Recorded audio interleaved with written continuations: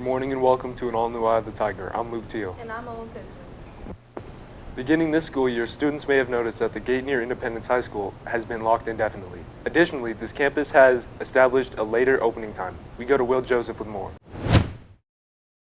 RHS has made many different changes to the school this year, including alterations to the school's operation, specifically that the campus now does not open until 8 a.m. Every year we continually look at how we can provide our students and staff a safe environment to learn in. And just a few of the issues that we're encountering last year with a late start is the campus being open in a lot of entrances. Probably 10 to 12 different ways that people could get onto campus.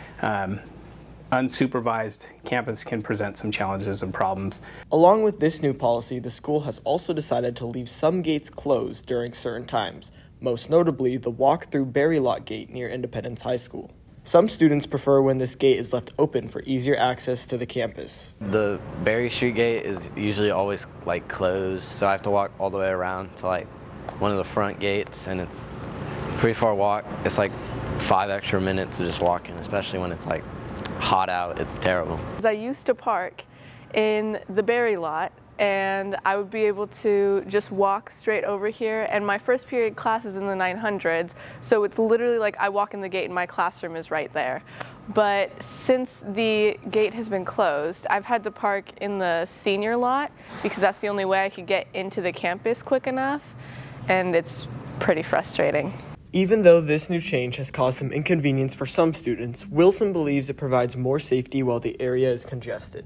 The biggest concern there is that we have there was Independence High School and Pathways High School experienced a lot of traffic from people dropping off, picking up, pulling in, pulling out of that parking lot, which creates safety for kids walking around because people darting in and out of the parking lots. It was an area that's also very difficult to supervise on a consistent basis. If we're able to, we would consider opening it up, but we probably want to keep that one secure as much as we possibly can. Thanks, Will. Military Academy Night is at 6 p.m. this Wednesday at Granite Bay High School. Air Force, Naval, and other branch representatives will be there to answer questions and give information. In other news, an outbreak of hand, foot, and mouth disease has caused the weight room to be closed for the week for all classes and training use. So apparently there was 5 or 6 cases of hand, foot, and mouth that got reported to the school, which they reported to the Placer County Health Department, and they decided to shut it down for a week. As much as it's not good for the PE programs, football program, basketball program, or all the programs that use the weight room, it's probably the right decision just to let this thing run its course and get out of our weight room. Now we go to Addison Mahon with sports. Good morning, and welcome to this Tuesday's edition of EOTSN. I'm Addison Mahon. Despite the late comeback attempt by Placer, varsity football took care of business on Friday night, winning 34-27 for their first win at home this season.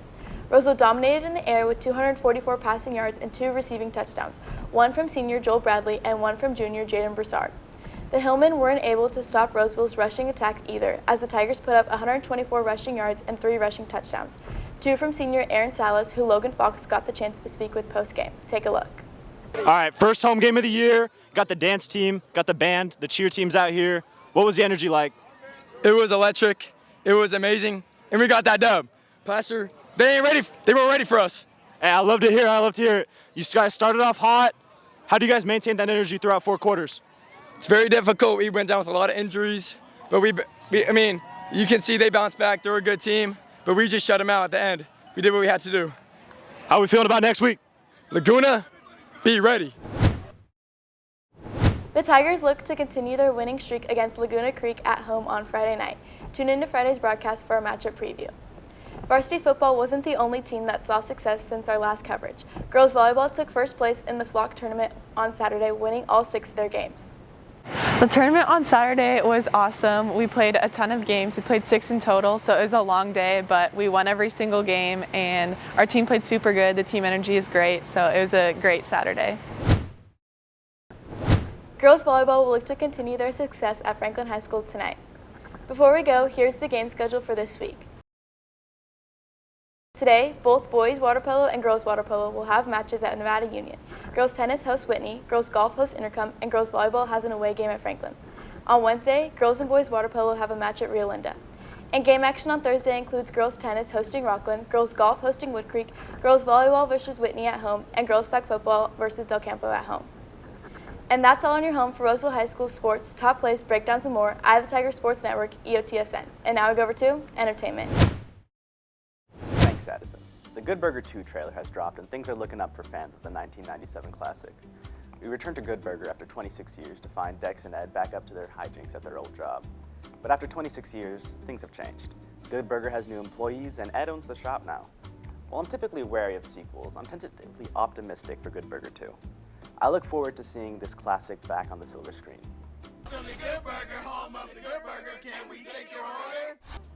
Recently, Drake announced a new album called For All the Dogs, and with much fanfare leading up to the expected drop last week, it just didn't come out.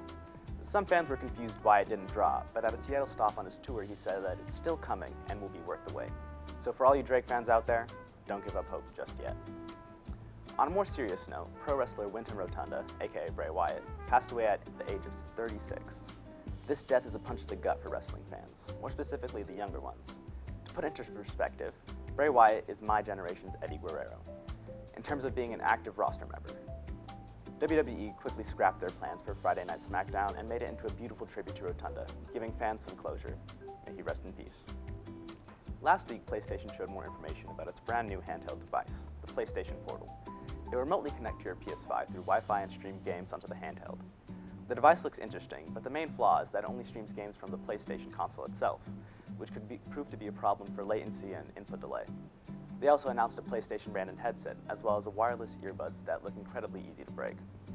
In more video game news, the Alien chapter from the 1979 classic, Alien, movie is coming to Dead by Daylight today. For more info, check out eyeofthetigernews.com. That's all for entertainment. Remember to give us a follow on Instagram at AOT_ANE. I'm Joseph Tillon, and now we go back to the news.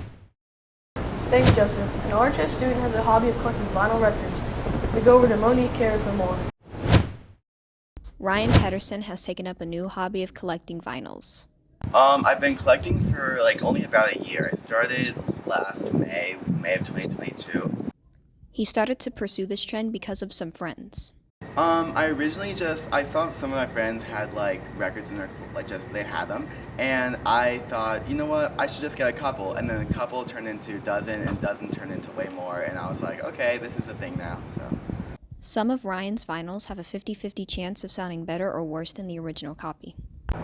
I mean, the whole sound quality in itself is different because it's more precise, but some records sound better on vinyl, some sound kind of worse, just the way that they're made, but I think one of the best I have sound-wise is Flower Boy by Tyler the Creator or something, so I listen to that one a lot. Ryan also has quite a number of limited edition vinyls. I have quite a few, but the most expensive one I have is, I think, Diary 001 by Clairo, and that's going for $60, which isn't too much, but it was originally 20, so. Thanks. That's it for us today on Eye of the Tiger. And remember, we're always on at eyeofthetigernews.com.